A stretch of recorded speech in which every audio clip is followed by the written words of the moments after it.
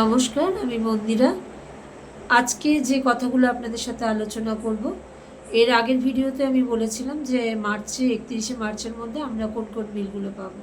সেগুলো হচ্ছে জানুয়ারি, ফেব্রুয়ারি এবং মার্চের ভেজ বিল পাবো, অনারিয়াম পাবো, আর আমাদের প্রশান্ত টাকারের যে ইনসেন্টিভ আছে 6 মাসের সেটা পাবো, আর ডাটা চার্জেস 1 মাস পাবো। আজকে শোনা গেছে সেটা হচ্ছে আমাদের বেস্ট রিডিংয়ের জন্য 200 টাকা করে এসছে, সেটা পাবো। এবং পিভিপিপির যে ট্রেনিংয়ে 450 টাকা করে আমাদের টিএ চার্জ হয়েছিল, সেই টাকাটা পাবো। অনেক জেলাতেই টিএ চার্জটা আগেই পেয়ে গেছে এবং বলেছিলাম আগের ভিডিওতে যে এই জেলাগুলিতে কিন্তু আমাদের টিএ চার্জের টাকাটা পাওয়া যায়নি, তো সেটাও আমরা এবার পেয়ে যাবো 31শে মার্চের মধ্যে। এটা একটা গেল। এবং যেটা গুরুত্বপূর্ণ বিষয় আপনাদের সাথে আলোচনা করব, অনেক দিদিই কিন্তু দেখবেন যে পিপিপিপি ট্রেনিংয়ের যে টাকাটা পাওয়া গেছে সেটা হয়তো পাবেন, ভেজ বিলটা পাবেন, কিন্তু আমাদের যে ইনসেন্টিভ 6 মাসের সেই টাকাটা কিন্তু অনেক দিদিদেরই ঢোকেনি। আপনারা প্রত্যেকেই কিন্তু ব্যাংকে যান এবং বই আপডেট করে দেখুন কোনটা ঢুকেছে কোনটা ঢোকেনি, এবং সুপারভাইজার দিদিদের সাথে কিন্তু আলোচনা করুন।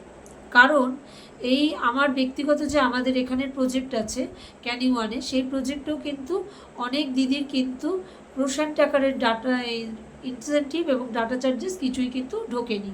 তার কারণটা কিন্তু দেখা গেছে তাদের ব্যাংকে কেওয়াইসি জমা দেওয়া ছিল না। আরও আরেকটা কারণ, যেটা আমাদের প্রশান্ত টাকার অ্যাপসে আমরা যেটা ইনস্টল করে কাজ করি, সেই অ্যাপসেও কিন্তু আমাদের ইকেওয়াইসি করতে হয়েছিল। যেরকম মায়েদের করতে হয়, সেটা কিন্তু আমাদের অঙ্গনওয়াড়ি দিদি এবং হেল্পার দিদিদের প্রত্যেককেই করতে হয়েছিল, এবং অনেকের কিন্তু দেখা গেছে সেটাও তাদের করা নেই। ফলে বোঝা যাচ্ছে না যে কী কারণে তাদের প্রশান্ত টাকারের টাকাটা ঢুকলো না। তো যারা ঢোকেনি তারা কিন্তু ব্যাংকের বই আপডেট করে দেখে নিন, এবং প্রত্যেকে কিন্তু সুপারভাইজার দিদি এবং সিডিপিও ম্যাম বা স্যারের সাথে যোগাযোগ করুন।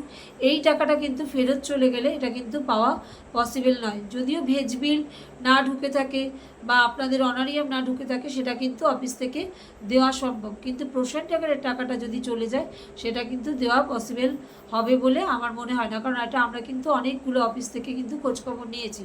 তো আপনারা যারা প্রত্যেকে যে যার প্রজেক্ট আছে, প্রজেক্টে দিদিরা কিন্তু সবাইকে বলুন, এবং যেসব দিদিরা পায়নি তাদেরকে প্রত্যেককেই বলুন ব্যাংকের বই আপডেট করে দেখতে।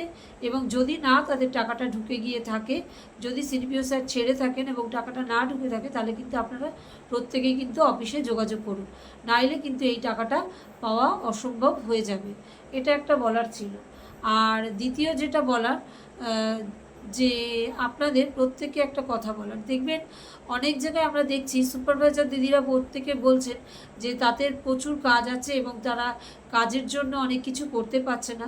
দিদিদেরকে বলুন যে আপনারা প্রত্যেকেই কাজ করেছেন, অথচ এই যে বিলটা পাচ্ছেন না বা বিলটা কেন পেলেন না, এটা ওনাদের কাছ থেকে জানতে চান। এবং প্রত্যেকে ইকিউআইসি যদি না থাকে, মানে আপনাদের প্রশান্ত টাকারে ওয়ার্কার দিদিদের সেটা না থাকলে এবং তারা দেখে কেন চেক করে বলে দেয়নি, এগুলো কিন্তু সুপারভাইজার দিদিদেরকে জানতে চান।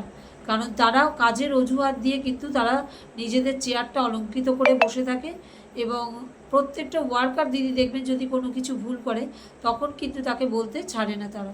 তো ফলে এই ব্যাপারগুলো কিন্তু আপনারা ঐক্যবদ্ধ হন এবং যে যার প্রজেক্টে একটু দেখে নিন এই ব্যাপারগুলো।